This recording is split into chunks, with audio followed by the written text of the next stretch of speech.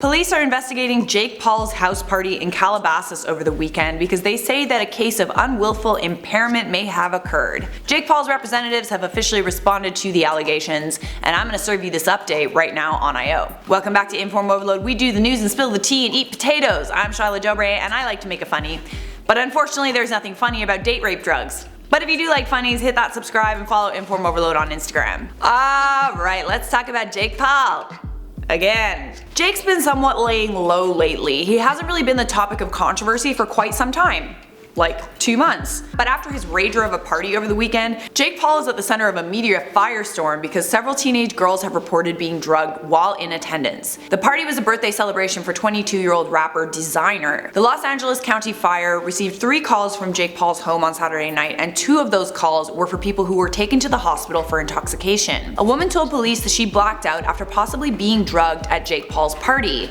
Another mother came forward and said that her daughter and 8 of her friends were also drugged. Jake Paul's lawyer, Stanton Larry Stein, says Jake is taking the allegations very seriously, and they are working with authorities to make absolutely sure that they do their part to uncover the truth. Another rep for Jake Paul, who doesn't want to be identified, says that at this time, authorities haven't questioned Jake Paul or even approached him for an interview as a part of this ongoing investigation. The rep said that Jake never saw anyone pass out of the party, and that Jake certainly wasn't involved or anywhere around where the woman may have lost consciousness. A singer who was at the party said that while she was there, she didn't see or hear about anyone being drugged, but she did see a woman being escorted out of the party by several security guards. And then another girl in attendance, Tasha Mack, told BuzzFeed News that she didn't see any drugs at the party. So you gotta remember that Jake threw a huge rager. There were easily hundreds if not 1,000 people there. He actually didn't plan the party himself. That was Arman Izzati, nightclub promoter, who says that the party ended up costing $500,000.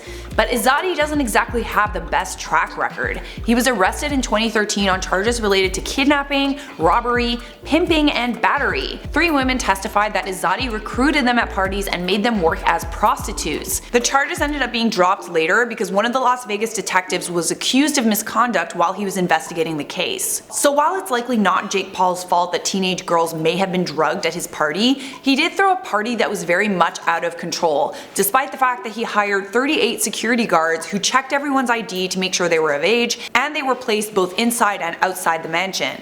There was also already an ambulance on the scene parked in the driveway because of the boxing ring that was put in the backyard, as well as the motocross stunts that were being performed. As if allegations of date rape drugging aren't bad enough, it seems that that wasn't all that went down at Jake Paul's party. An unidentified elderly woman said that she injured her face after someone at Jake Paul's party ended up in her backyard.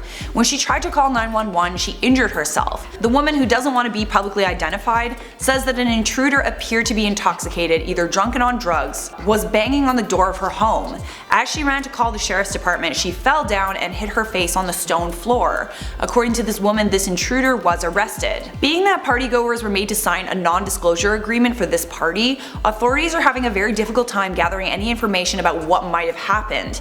But if you do have any additional information that could help police, contact the Malibu Lost Hills Sheriff's Station at 881-878-1808, and if you choose to do so anonymously, dial 800-222-TIPS. So because this is a very serious matter, this is my serious face, I thought it best that we don't respond to comments at the end of this video. I don't know about you guys, but this whole story just doesn't sit right with me. But if you want to continue watching this channel, there's a playlist right over here that you should definitely click on, and make sure you leave a thumbs up, subscribe, and turn on notifications so I can see you in a future IO video.